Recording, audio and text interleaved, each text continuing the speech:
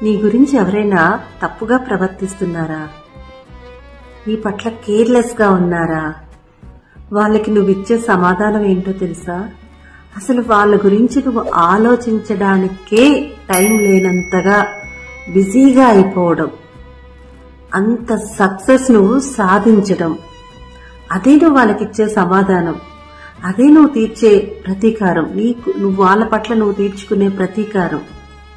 పగా ప్రతీకారం అనుకుంటూ నువ్వేమీ సాధించకుండా కూర్చుంటే అది సరైన సమాధానం కాదు.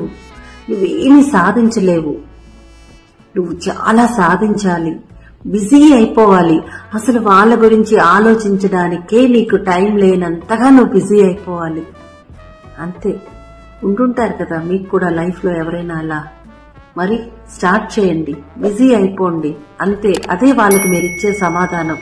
స్ట్రాంగ్ గా ఉండండి.